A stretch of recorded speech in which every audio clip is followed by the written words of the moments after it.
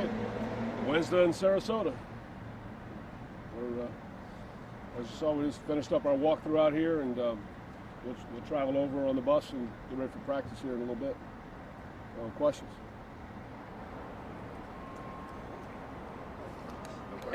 Oh, good? Yeah. I know it's not going to be that easy. A walkthrough on a tennis court, did that at all change things from what you guys were able to do over here? We don't have like the markings of the field as far as alignments, things like that. That's the biggest change. So this is exactly what we did last year. So it's tried and true. We know what we're getting, and we don't have as lengthy of a walkthrough when we do it here. We get what we need to get here in a walkthrough mode, and then we'll put the rest in the body of practice. What's been the mood of the team? Obviously, now that you've been around them for a couple days, now that they're staying here. Mood? Yeah. Need to get one of those old mood rings so we can check the mood. I think our guys are ready to get going with the second half of the season. I mean, we've got a good group of guys, and I feel really good about this group of guys coming together for the second half run. What are maybe one or two things that you notice about what your team operations staff does, maybe even last year, to make this facility kind of feel comfortable and familiar to what They do so much behind the scenes, the operations setup, and the work that they put in to allow us to come here and just do our jobs. From the IT, getting all that stuff set up, the computers and all the things that we do, and the video department getting all the different equipment set up, transported and set up here. All the things behind the scenes. The meals, and yesterday we had a recovery type day, and we had soft tissue therapists that were here and things like that. We've got a cryo chamber here. I mean, so we're pushing it. I mean, we're doing all the different things that we can do to look to gain an advantage. And so I give our operations crew a lot of credit. I give MD a lot of credit for supporting us and giving us the things that we need. How's Seth feeling today? Better.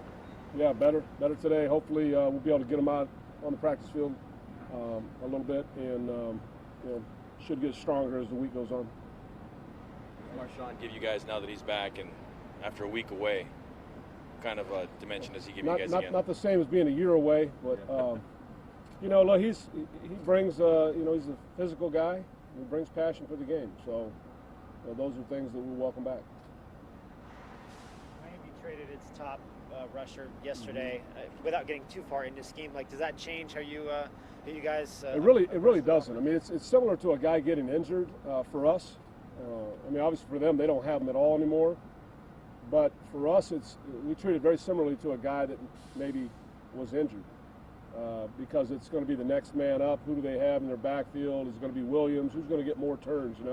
And so but their system's not going to change. I mean, they're not going to overhaul their system because of a player going down. So it's going to be, we've got plenty of tape to study, and we'll adjust accordingly. But obviously, they made that decision, for what's best for their football team, and we recognize the adjustments that need to be made. Corey James had 3 tackles for a loss Sunday. Yeah. What areas of growth have you seen from him as the season's gone on? Yeah, I mean, Corey, there was some great examples of him, really going and attacking it and getting downhill and making some plays, and so that was excellent for us. He continues to grow in the position. He's been battling, to get himself healthy. I think he's probably closer to being where he'd like to be right now than he's been in a while, so that's good. But as a guy with his ability, as it becomes clear and he's more sure and certain of where he's going, and certainly having a guy like NaVorro next to him helps him, I think you'll continue to see those kind of plays being made. You're obviously, Jack, locked into what you guys need to do here, but you're also an SC guy and a baseball guy. Game 7 prediction. No, I'm not. I'm not a predictor of baseball. I've been enjoying it. My team's out. Been out for a long time. And so I just enjoy. I'm glad they're providing some entertaining games to watch. I mean, it's really been an exciting series. So yeah, I don't really have a vested interest in it. Who's your team? Huh? Who's your team? The A's are my team. Yeah, I grew up an A's fan. Yeah. What does John Feliciano provide, just not only as a interior offensive lineman who can step in the way he did against Baltimore, but from a fullback standpoint, you guys have him on some special teams as well. What does he bring to the team? Well, John's a athletic big guy. He brings toughness. You know, he played right here, where we're headed, at the University of Miami. He's versatile. He's played all along the offensive line. He's played tackle. He's played guard. He's played center. So he's very versatile. He's played fullback. He's played tight end. So he's a smart guy. He's a tough guy, and brings that great versatility. Was he a starting caliber player? He felt that's something that he was able to show the league on against Baltimore. Well, he got one grade. That week he was the highest rated guy in the league. So I think he showed that on that day that he was, and we like him. You know, we're glad we have him. We think we have a good group, and he's part of that group, and we like our guys. You being with Luke at Florida, and here we are in Florida, that's a few hours away, but does that proximity allow you to be in touch with him a little bit more? You're going to get a chance to see him at all this week? I hope to. We'll see how it goes. He's got to take care of his business there with classes and whatnot, but I hope I can get him down. Hope he can come see the game. You expect an all back? No, those. We're hopeful. Yeah, I mean, I think he's going to try and practice a little bit today. We'll see how it goes and see how the week goes. But that's still a little bit of a question mark. That's good. Okay. All right, thanks, guys. All right.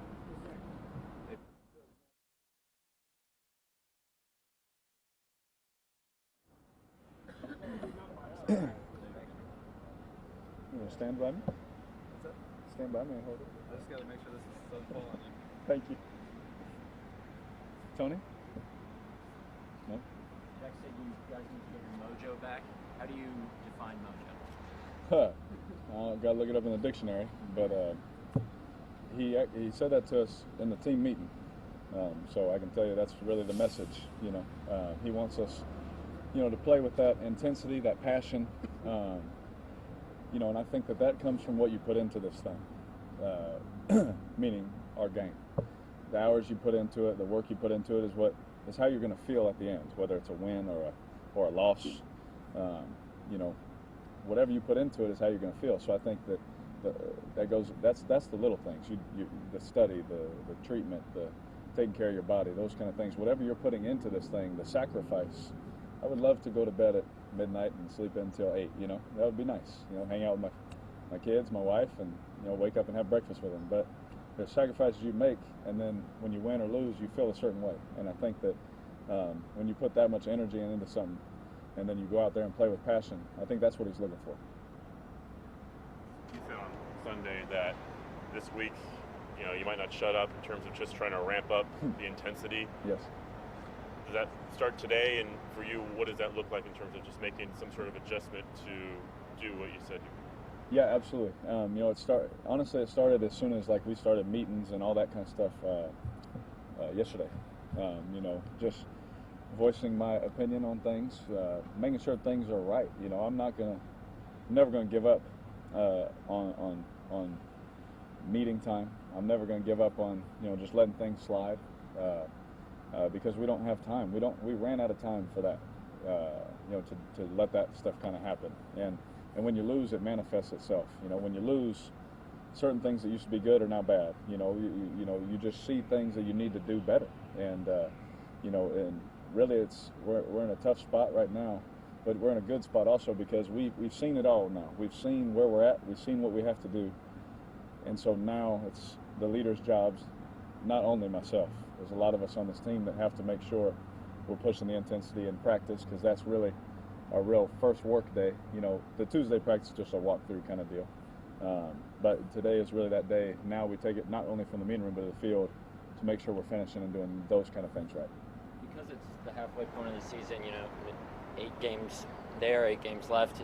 Do you see the second half as a clean slate? A lot of guys have been saying, got to forget about the first half, second half. Do you see this as a clean slate? We kind of have to, because we have a lot of work to do if we want to accomplish our goals. Now, is it possible? Absolutely. There's not a lot of people that believe that, except that are through that door, But we always believe, that'll never be a problem. So, it's kind of like, it's cliche, but once you win, we always say, okay, move on to the next one. Well, the first half of the season's done. We got to move on to the next one. And first up is Miami on Sunday night, and we have to take care of business. Could getting Marshawn back be a bit of a shot in the arm for you guys? Yeah, that's a good thing, right? Yes, yes, shot in the arm. A lot of people don't like shots, Scott. Okay. I would say yes. I think that having him back, again, I said it last week, having a teammate come back, whether they were injured or suspended, whatever it was, whenever they're away, you miss them, because you're brothers, you spend so much time together and all those things. So getting him back, obviously everyone was excited to see him, running up, seeing him, how's he doing, all those kind of things. So I would say yes, to answer that, absolutely. Anytime someone comes back, everyone's excited. Talking about team leadership, Derek, where does he fit in that kind of totem pole as far as team leaders with this guys? And I don't know, one thing about our team is I don't try and, there's no dictatorship, there's nothing, anything like that, except unless Coach Del Rio wants it to be, we all just kind of do our part, no one, none of the players try and step on anybody's toes or go overboard or anything like that. And I don't think we have a bunch of sensitive guys, so it wouldn't be a problem anyway. But his role is in that running back room. The way he can talk to me. He can motivate me. The way he's seen a lot of football. He's experienced a lot of ups and downs. And the way he talks to me and can tell me things that he's been through. Because I'm always looking for anything, especially from a veteran player who's played in the playoffs and won a Super Bowl and been to many Pro Bowls and things like that. You always want to pick their brain and learn from him. So he's someone that can come to me, and that's how all of our leaders are. Me and Khalil sit there and talk, a lot of the time, almost every lunch, and we kind of lay it out where it's at and what we need to do going forward. And so I think that everyone kind of has their design role, but there's no sensitivity to where we can't just step, and talk to one another. Obviously, this is your first time here in Florida at the Ritz and then IMG. What have you found last year and this year in terms of the ability to get everything that you might have back home in Alameda here on the road in Florida? Well, it starts, with our owner allowing us to be able to do something like this. To be able to have everything that we need from a facility standpoint, a treatment standpoint, a training standpoint. Obviously, the rooms are nice. We're sleeping in good beds. The food is right there prepared for you, so there's no time wasted there. So we're eating the right things. There's so much, but it starts with him allowing us to be able to do this. And it starts with also a vision from Coach Del Rio saying this is what we need to do in order to, maximize, our bodies and our minds for Sunday. And so doing it a second time, I loved it the first time. It's also, again, I think we've talked about it, it's like a mini camp again where everyone's eating together. Everyone's going out to dinner together. Everyone's together, and it's nice not to have to drive in traffic, for a week. Sunday is Obi's first game. Do you have any impressions back in camp of him? I'm sorry, Obi? Obi. Yeah. Yes. Crazy athletic. He does, I think what he's going to be really good at is being able to man-match tight ends. I really think that that's an advantage for him. And usually as a quarterback, you see a safety and tight end. We like that. Right. But Obi's the kind of guy who's fast, he's explosive, he's strong, and he really works hard.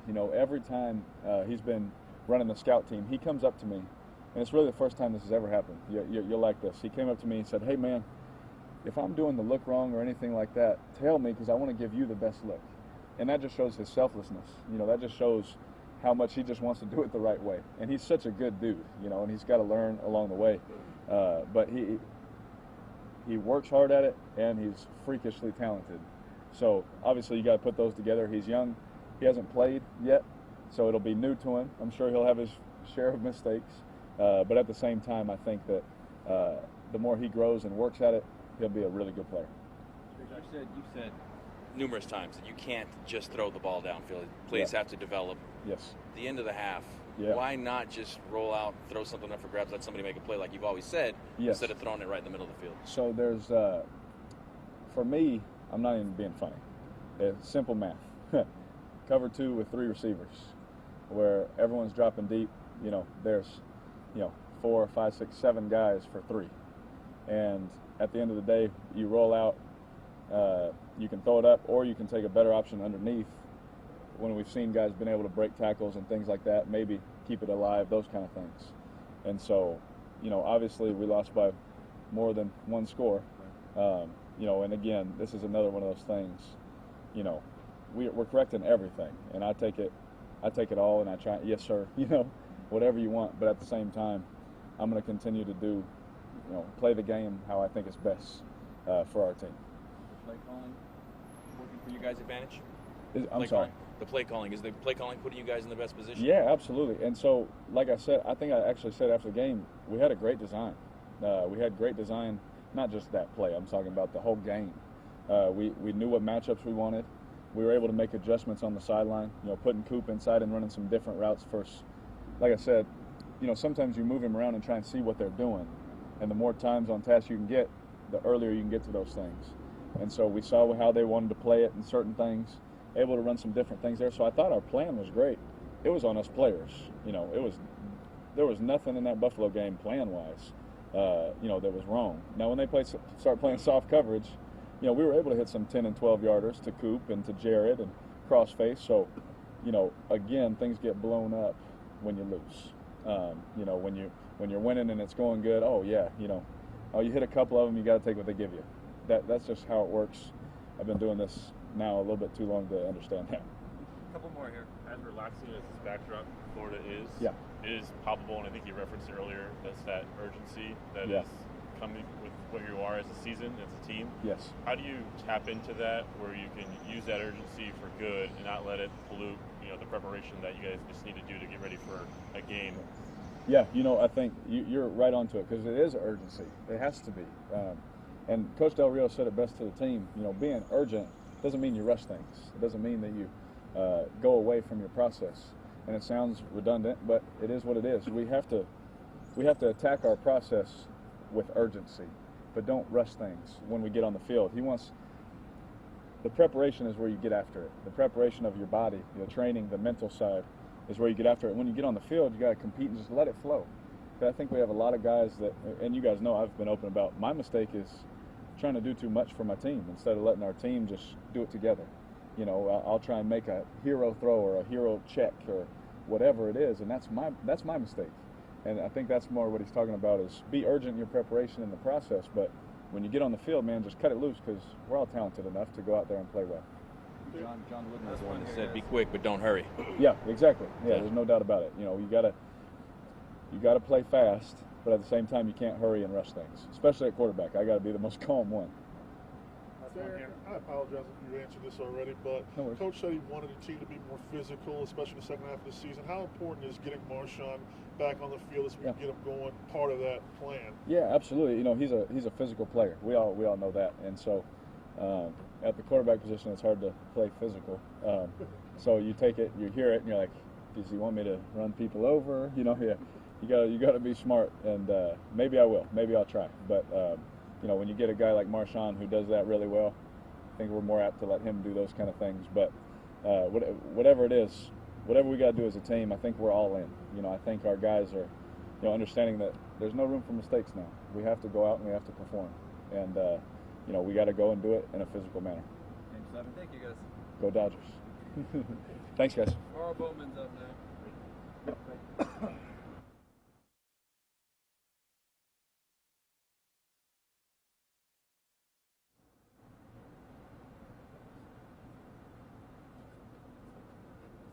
Hello. Questions, guys? What have you seen from Corey in your brief time playing alongside him? He could play. He definitely got out there and made some plays, and he's a guy that wants to listen and learn. He's always asking questions, and for us to be good, the transparency has to be there. We have to be able to be on the same page, and I think he's a good fit for me. At this point, as you head towards the second half of the season, is there a real sense of urgency knowing you guys probably have to go on a pretty good run here to get back into it? Yeah, there is. Coach said it. We have to kind of, set our minds to going to reach this goal if we want to do it. And, I think we have the guys here to do it. We just have to hone in and play a full 60-minute game and understand that it's not going to be easy. We have to go and take it. And if we do that, man, guys step up to the plate and do what we need those guys to do, we'll be fine. You've made plenty of West Coast to East Coast trips. You've played a lot of these East Coast games over the course of your career. Have you ever done it quite like this in terms of just staying where you guys are staying and all the amenities that have come with just being on the road for a full week? Yeah, I've done it before in my previous team, and I believe it gives the team some time to really gel together. When we have adverse situations, we're able to still stick together, not go home and focus on other things. We all have that loss in our mind, and I think us being here is getting us back on track and getting us ready to go and win this game. Sarasota's no Youngstown, Ohio, though. It's not. I'm definitely enjoying the sunshine, man. It's a nice place to be, for sure. Corey mentioned, and you talked about him earlier a little bit, you mentioned just pre-snap, the communication between you two, where you're able to kind of tell him what's coming. Yeah. And that's been helpful for him.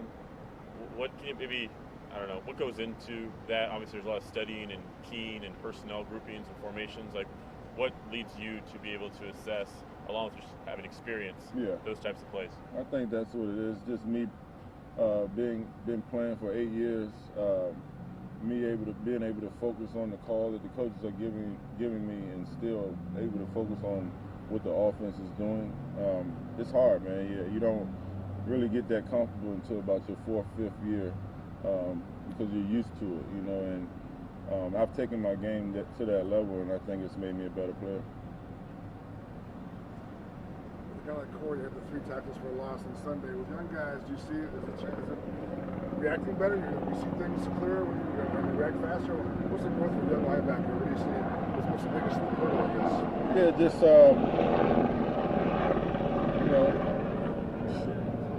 just going. There's a I say a checklist. When we break the huddle, it's the call, the alignment, your key, and then you go execute.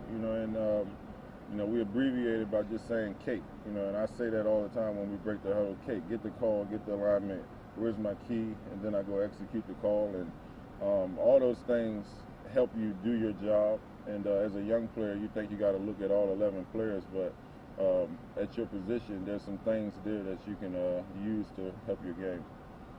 The Dolphins trading or starting running back won't affect how you guys prepare, but how do you feel just generally about your run defense after how McCoy played on Sunday? Yeah, I just think we got out our gaps a few times, not trusting the scheme. And as you can see, man, if you do that, teams are going to run the ball on you, And coach has been harping on it today, making sure that we're all on the same page. And I look forward to our run defense being better. Jack, Del Rio, I believe you said at a team meeting this week to you guys, this week, got to recapture your mojo. Yeah. To you, what does that mean for this team? Just be yourself, don't think too much, go out. This is a great group of guys who knows how to play a game of football, and sometimes in the NFL, you do one thing outside of the exact scheme, you can hurt your team. So, getting our mojo back just means hone in, lock in, focus, and go out there Sunday and play Raider football. Well, I've been teammates with Marshawn really for about a quarter and a half. So, what is he like as a teammate after being an opponent of his for so long? Yeah, I've known him for a while, man, and he's a great guy. What you guys probably get from him, you might not think that, but he's a great teammate, man. Funny guy, keeps everybody up, and we know what he brings to the game of football, man. So we look forward to having him back this week. Good, guys? Yeah. Ready. Thank you. Thank you.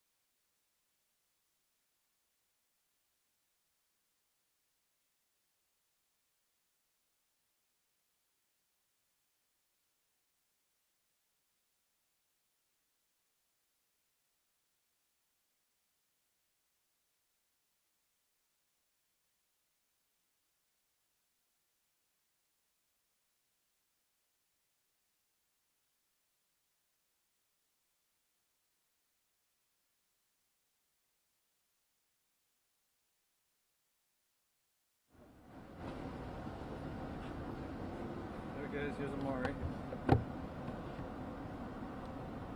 Second time here in Florida for this type of trip. For you, what's the thing that, I don't know, just in terms of getting here, what you're able to get in Alameda, just from a preparation standpoint, amenity standpoint, what's the value of just what's available here? I mean, they have a nice facility here, and we have a nice facility back in Alameda, so I would say it's pretty much the same as far as preparation goes. Does this feel like a homecoming game for you, given that you're playing in Miami from there? Anything extra in that? Yeah, it's always been a dream to play, in Miami, whether it was for Miami or against them, just to play in front of my hometown at the highest level. When Jack says you guys need to rediscover your mojo, what does mojo mean to you? It just means we need to get our groove back.